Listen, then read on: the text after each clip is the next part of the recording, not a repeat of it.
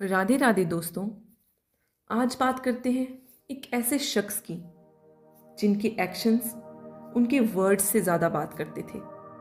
एक ऐसा शख्स जिनके जीते जी हमने उनको उतनी वैल्यू नहीं दी या कभी थैंक्स नहीं बोला, पर आज उनके जाने के बाद उनकी कमी ज़रूर खल रही है। लोग कहते हैं कि कम बोलने वालों का प्रभाव ज़्यादा पड़ता है। सही कहते हैं। डॉक्टर मनमोहन सिंह थे चुप पर थे गहरे। 1991 की उनकी नीतियां थी मानो समुद्र की लहरें। चाहे सत्ता में थे या थे सत्ता से दूर, डॉक्टर मनमोहन सिंह ने किया भारत को सशक्त भरपूर। डॉक्टर मनमोहन सिंह की कहानी एक मिसाल है कि कैसे मेहनत और लगन से इंसान पैसों की कमी और मुश्किलों को पार कर सकता है। उनका जन्म 26 सितंबर 1932 को एक छोटे से गांव गाह, जो कि अब पाकिस्तान में है, एक साधारण सिख परिवार में हुआ। उनका बचपन काफ़ी गरीबी और संघर्ष भरा था। डॉक्टर मनमोहन सिंह की मां का देहांत तभी हो गया था जब वो बहुत छोटे थे और उनकी परवरिश उनकी दादी ने की। उनके परिवार की आर्थिक स्थिति बहुत कमज़ोर थी। पार्टीशन के बाद वो पाकिस्तान छोड़कर अमृतसर में अपनी नई जिंदगी की शुरुआत करने लगे। उन्हें बचपन से ही पढ़ाई लिखाई करने का बहुत शौक था। उनके घर में बिजली नहीं थी, इसीलिए वे केरोसिन लैंप के नीचे पढ़ाई किया करते थे। उनके फादर श्री गुरमुख सिंह एक साधारण आदमी थे और फैमिली के खर्चा पूरा करना उनके लिए काफ़ी मुश्किल था। डॉक्टर मनमोहन सिंह का स्कूल बहुत दूर था और वहाँ जाने के लिए ना कोई साइकिल थी और ना कोई और सुविधा, लेकिन डॉक्टर मनमोहन सिंह हर दिन चलकर स्कूल जाना जारी रखते थे। उनकी गरीबी का अंदाज़ा इस बात से लगाया जा सकता है कि वो स्कूल भी फटे हुए जूते पहनकर जाते थे। पैसे ना होने के बावजूद डॉक्टर मनमोहन सिंह की शिक्षा के प्रति लगन कभी कम नहीं हुई। उन्होंने स्कॉलरशिप की मदद से अपनी पढ़ाई जारी रखी। पंजाब यूनिवर्सिटी से उन्होंने ग्रेजुएशन कंप्लीट करी और उसके बाद उन्हें कैम्ब्रिज यूनिवर्सिटी में पढ़ने का मौका मिला, लेकिन वहाँ के खर्चे बहुत ज़्यादा थे। पर उन्हें स्कॉलरशिप मिली और उसके ज़रिए उन्होंने अपना ये सपना पूरा किया। कैम्ब्रिज यूनिवर्सिटी में पढ़ते वक्त उनका जीवन काफ़ी साधारणशील था। वो अपने खर्चे बचाने के लिए कभी कभी मील स्किप कर देते थे। कई बार उन्होंने सिर्फ कैडबरी की सबसे सस्ती चॉकलेट खाकर अपना गुजारा किया, लेकिन उन्होंने इस बात की कंप्लेंट नहीं की, बल्कि अपनी मुश्किलों को ही मोटिवेशन बनाया। बाद में उन्होंने ऑक्सफोर्ड यूनिवर्सिटी से अपनी डॉक्टरेट कंप्लीट की, जो उनका एक और बड़ा अचीवमेंट था। अपनी पढ़ाई खत्म करने के बाद डॉक्टर मनमोहन सिंह ने एक प्रोफेसर के रूप में अपना काम शुरू किया। उस समय भी वो अपने घर से यूनिवर्सिटी साइकिल पर जाया करते थे। बाद में वे पब्लिक सर्विस में आए। उन्होंने काफ़ी बड़े बड़े पदों पर काम किया, जैसे chief economic adviser, RBI governor और फाइनेंस मिनिस्टर। उनका जीवन ये दिखाता है कि अगर आप मेहनत और लगन से काम करते हैं तो गरीबी भी आपका रास्ता नहीं रोक सकती। डॉक्टर मनमोहन सिंह की 1991 की कहानी एक ऐसी गाथा है जो भारत के आर्थिक इतिहास में हमेशा याद रखी जाएगी।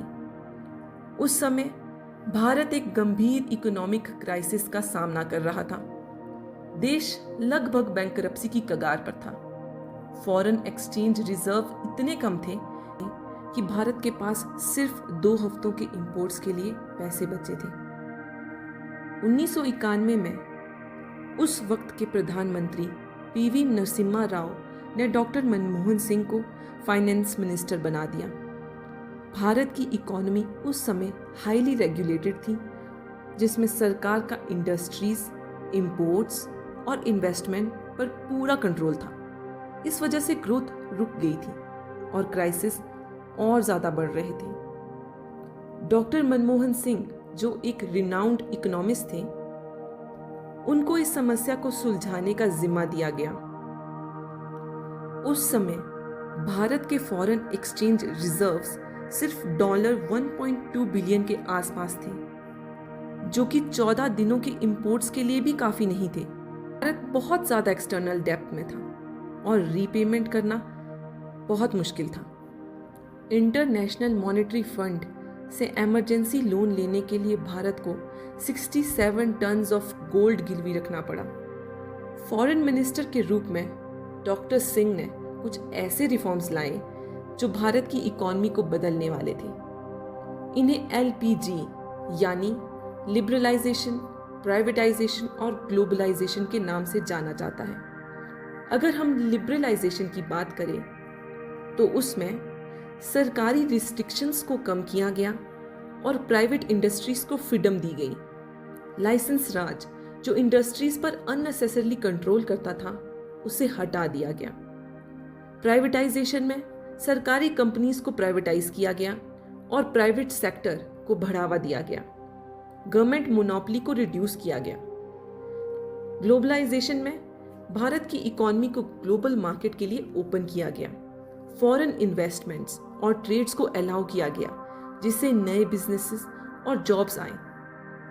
डीवैल्यूएशन ऑफ रुपी हुआ, जिसमें रुपी की वैल्यू को इंटरनेशनली कम किया गया ताकि एक्सपोर्ट्स बढ़ सके। अपने बजट स्पीच में डॉक्टर मनमोहन सिंह ने कहा था, no power on earth can stop an idea whose time has come. ये रिफॉर्म्स रिस्की थे, लेकिन उन्होंने भारत की अर्थव्यवस्था को संभाल लिया। धीरे धीरे इकॉनमी स्टेबल हुई, इंडस्ट्रीज ग्रो करने लगी और भारत एक ग्लोबल इकोनॉमिक पावर बनने की तरफ आगे बढ़ने लगा।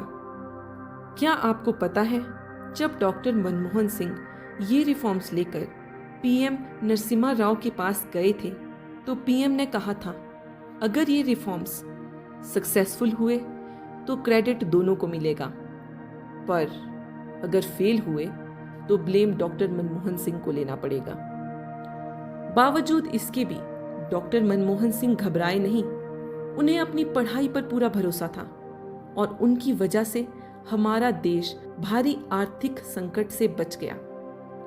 डॉक्टर मनमोहन सिंह का नेचर बहुत हम्बल था और उनकी जिंदगी बतौर प्राइम मिनिस्टर भी बहुत सिंपल थी। उनका ये काम नेचर उनको एक रिस्पेक्टेड लीडर बना गया।